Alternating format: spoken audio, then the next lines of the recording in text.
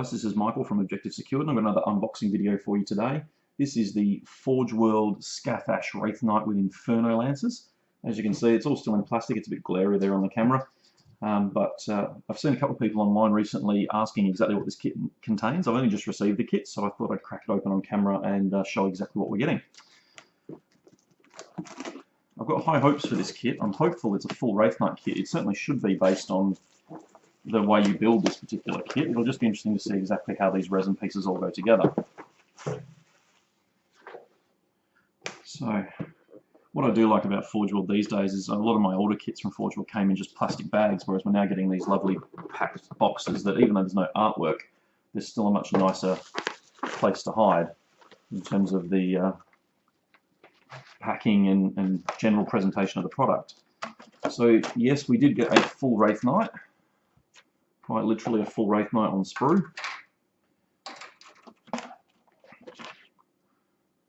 Yep, it's all there.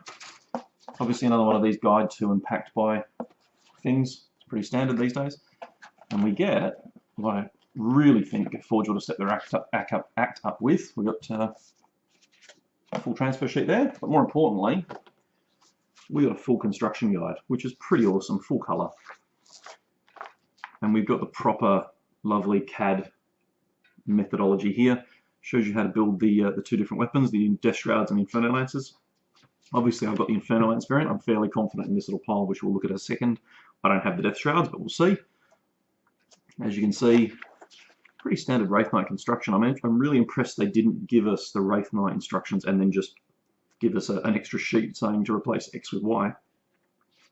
Obviously we've got the alternate head here, and the alternate shoulder sections and webway shunt generator assemblies with the two wings. So looks pretty interesting actually. The Death, obviously we've got the components here. The Death Shroud cannon, I believe, looks like it's got a separate weapons pod here. And we might even have a slightly different weapons pod with the fusion one as well. It's hard to tell until we actually get into the kit and see what we're getting. And obviously another piece of cover art on the back there.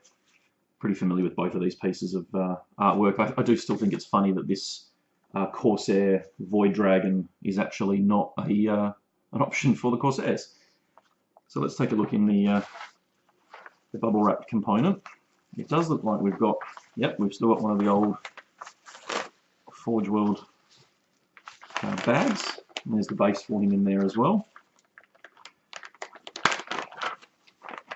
So we'll just take that out because that's a standard piece. Let's have a look at what we've got here.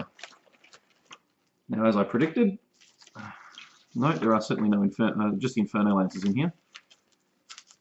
And, oh no, I thought we had a mispack for a second there. There's the other one there. So, obviously in the Australian temperature, we've got one that's basically, I don't know if you can quite tell there, they're both slightly bent, but nothing that hot water and a bit of cleanup can't do.